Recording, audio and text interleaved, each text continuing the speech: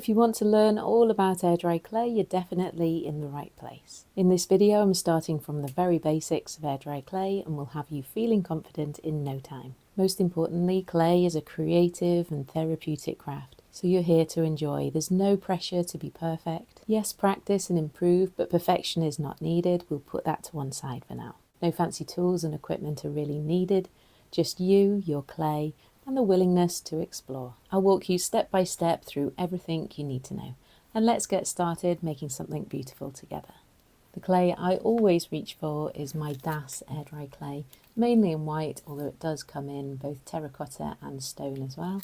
See what you have available in the shops near you, try something out and go with what works for you. The Das clay is reinforced with paper fibres, giving a mesh-like internal structure. And I find with Das it does stay really strong.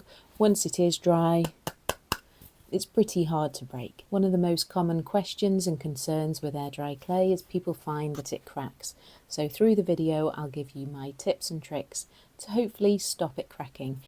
The tools we need. You don't need anything special, you really don't. Have a look around your home and see what you can find first, just to get going. We need a smooth surface to work on, and I most often use a smooth bathroom tile. Alternatives are plastic, glass or wooden chopping board, or you can use any flat surface with a piece of fabric over the top. So our hands are our best tools, but look around your home to see what you can find. We need something to roll. Anything cylindrical will do. Things to cut the clay, we can use knives of all descriptions, and a ruler works really well too. Then I often have a selection of toothpicks, lollipop sticks, all things like this that are really good for shaping and texturing the clay. Cookie cutters are an option too. Then once you have your supplies, the best thing is to have a box and keep those supplies in the box so that they're separated from everything else. We don't want to contaminate anything we eat or drink from with the air dry clay. So air dry clay, it is exactly that. No kiln and no oven needed. It dries naturally in the air once we're ready and we've finished our piece. The way it does dry is all of the moisture evaporates out of the clay, and so with that we do get a tiny amount of shrinkage, and that shrinkage can lead to cracking, but it needn't do. And so leading me back to the moisture in the clay, you might see a lot of people adding a lot of water to the clay. We want to try and add as little water as we can to the clay. That's one of the reasons that can encourage cracking. Air dry clay is very similar to traditional pottery, and a lot of the same techniques can also be used. So we can use the slab building technique where we can make many items using slabs of clay. We can create pinch pots and coil the clay too, which are like long sausages. Das air dry clay can be used straight out of the pack. And then the most important thing I always say when rolling the clay and we're making our slabs of clay is to roll and turn, roll and turn. And so when we roll a bit, then we turn, we roll and we turn. We're making sure that the clay doesn't get forced into the surface. When we force it onto the surface, that's when it starts to stick. A lot of people say my clay sticks to the surface. Well, if you roll it, you turn it, you roll it and you turn it, it doesn't get a chance to stick.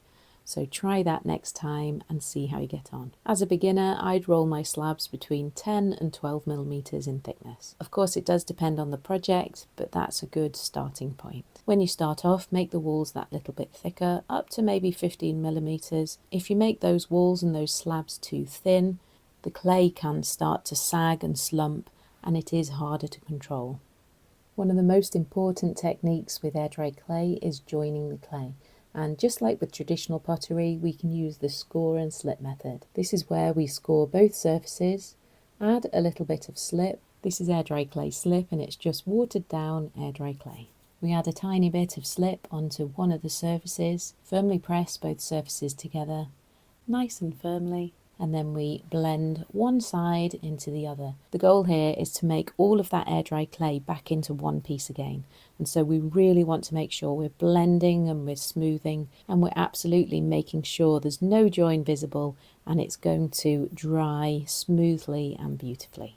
A thin coil added and blended in like this also gives the piece extra strength. Doing this method and really taking your time and really getting that join nice and solid will make really strong joints and prevent cracking. So if you just took two pieces of air dry clay and pieced them together like this and hoped they were going to stick, maybe put a bit of water in between and thought they were going to stick, as it dries, they tend to work away and come apart. Whereas when we do the score and slip, if we do those scores and then we have scores on both sides, it's a bit of an interlocking, it gives a nice key, and we have that extra slip on there, and as it dries, it all becomes back into one again, and really hard for those two pieces to come apart.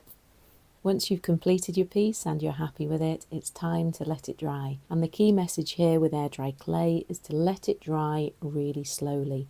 Slow down that drying process rather than trying to speed it up.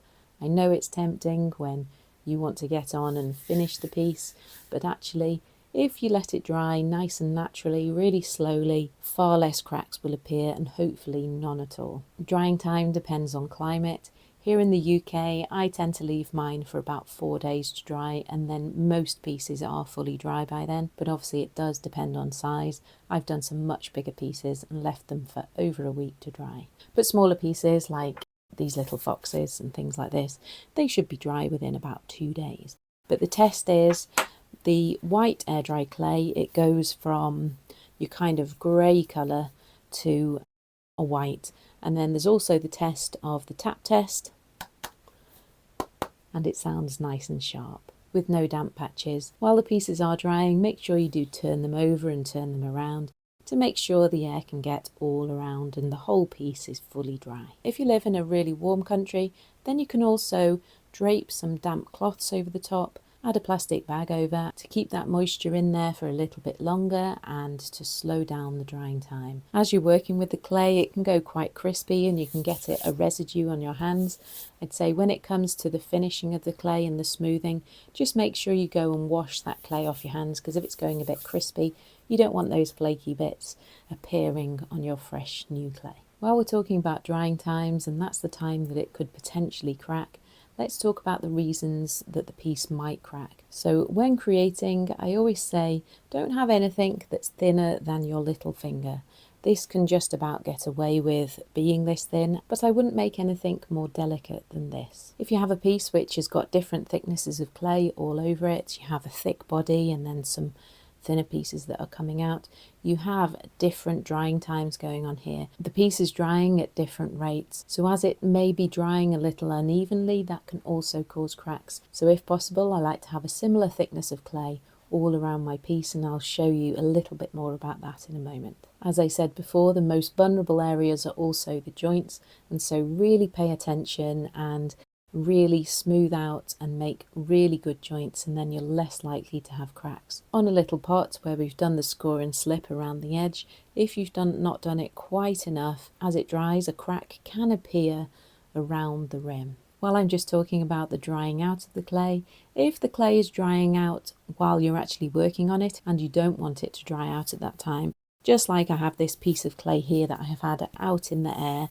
that I'm not ready to use yet, it has started to firm up that little bit on the outside. And if that does happen on your sculpture or your design, you can take some of the air dry clay slip and you can just use that to help soften up the surface again. So if there's any sections that are going a little bit crispy and you don't want them to be, air dry clay slip is definitely your friend here, and it really does bring a lot of surfaces back to life again. And I find that better than using the water. While your piece is drying or it has dried and you find a crack, really don't worry at all, because these things can be fixed. Air dry clay is much more forgiving than you think. If it's fully dry, I tend to add a little bit of water and then take some fresh clay and fill that in. Or if there's small surface cracks, the air dry clay slip again. So you can use this once it is dry, smooth it on, and really see those cracks disappear. And you can do these processes again and again if you need to, just as it dries. But if you do let the piece dry nice and slowly, hopefully you won't have any cracks appear. Some air dry clay that we make, we might want nice and smooth, and so I can take something like a sponge, dip it in some water, squeeze it out, and use this to blend and smooth over the clay. With some projects, the smoothing out of the clay can prove a little bit tricky. And so I always say, if smoothing the clay isn't going to work out, let's go with some texture. You can take a pencil, some scrunched up tin foil, anything like that, and give the piece some texture. And then when we come to paint it later, it really does give it that lovely effect. And so if smoothing isn't for you, definitely lean into texture. Earlier when I mentioned we don't want our clay any thicker than 15 millimeters in one place, you might be wondering how we make something much bigger. So for example, if this was my air dry clay piece and I wanted it to be like an animal shape, if I made it solid from air dry clay like this, it would take so long for the inside to dry. So for a larger piece, we either make sure it's hollow or we use a much easier technique, and that's an armature technique. And so for this, we can use wire and tin foil, and that is the internal structure of the clay. We make the armature first, nice sturdy and strong, and then we can cover this with our sheets of air dry clay. I have another video which shows how to make some little animals using those techniques, along with my favourite project of last year, which was my Grogu lamp. So take a look if you'd like to look at those techniques, because he of course is also made from air dry clay. We see many people covering vases and jam jars with air dry clay, but you're very lucky if your clay doesn't crack when you do this. Yes, use these items while you create the piece, but then I prefer to take them out while they're drying. Well, this is where, again, I use foil. I don't compact the foil too much, and then as the clay dries, it can squeeze the foil and grip onto it even better. This method works well for me, so give it a try. Another really common question is, how do I keep the clay flat? It's often curling up. Well, again, if you dry it nice and slowly, it shouldn't have the reason to curl up. It can start to curl as the moisture evaporates. It's a good idea to put the pieces on a piece of baking paper so you can turn them around and then turn them over regularly. But if you do find your pieces curling or moving as it's drying, don't be afraid to push it back down, or if you have a book or a plank of wood, you could always hold it down overnight if you needed to. If you're working on a much larger piece and you want to take a break, then it's perfectly fine to take some wet cloths, drape it over the clay, add a bag over the top, and really try and seal that moisture in. And then after a few hours or the next day, you can take this off and carry on with your project. And then use some of the slip to bring some of it back to life if it has started to dry. Using templates with the air dry clay is really useful. They're great for repeating the same shapes again and again, which helps with consistency, and great for beginners. Templates can be made out of paper, as I did there, or make them out of card, roll over them, make an indent, and then cut them out. Templates are great for when we can't find a cookie cutter in the right shape, but do have a play and experiment with plenty of cookie cutters too. And there's also the possibility of making a piece and taking a mould from it. That's a really fun project idea too. Once you've opened your pack of clay and you've taken out what you need, make sure you seal up the remainder of the clay. The best way to do this is leave it in the foil pack, fold it back up, and then I like to tape it down with some sellotape, then pop it in a plastic bag or a Tupperware tub just to make sure all that air stays out and it doesn't go dry, so it's ready for you to use next time. Any of the clay that you've cut away in the excess, make sure you give that a good knead, a really good knead, bring it all back together again. Then any tiny cracks and creases, smooth these over with your thumb so that you're back to a nice piece of clay that you can either start rolling out again or put away in the pack to store for later. The biggest question I get asked is, can we use our air dry clay to eat and drink from? And I'm afraid air dry clay is not food safe. It's just for decorative purposes. Yes, make some cups and some plates, but do just keep them as decorative pieces. So for a mug, I like to store my paintbrushes in them, and for the plates, they make nice trinket dishes and a little plate by the front door to put my keys on. If you want a nice smooth finish on your air dry clay, I think it is much better to do this when the clay is wet. Take some slip or some water and really smooth it out. Yes, once the air dry clay is fully dry, we can sand it, but we want to sand as little as possible. It's better to sand outdoors or in a well ventilated space. It's best to use finer sandpaper to avoid scratching. The larger the number on the sandpaper, the finer it is. I use anything from sandpaper of a 200 plus. We can glue pieces of sandpaper onto wooden blocks and sticks to help us with the shaping. When sanding, do make sure that you wear a mask, as you don't want to breathe any of those particles. Keep a damp cloth nearby so that once you've sanded, you can wipe away the clay dust so that it doesn't stay around in your craft space. If some does get on the floor, make sure you also wipe that up with a damp cloth and don't brush it up, as you don't want to create any of that dust in the atmosphere. As I say, we don't want to be breathing that in. On to colouring the air dry clay, one of my favourite parts. You want to make sure the air dry clay is 100% dry before you start painting. I mainly use acrylic paint to add colour to the pieces, but there are other options. You just want something permanent where the colour is not going to shift. Although I do have success with painting watercolours onto the air dry clay too. I don't use gesso on my air dry clay pieces, a lot of people do, and I did make a full video on my reasons if you do want to take a look, but I don't go for the gesso. I add a tiny bit of water to the acrylic paint for my first coat, and that really gets into any texture if you need to.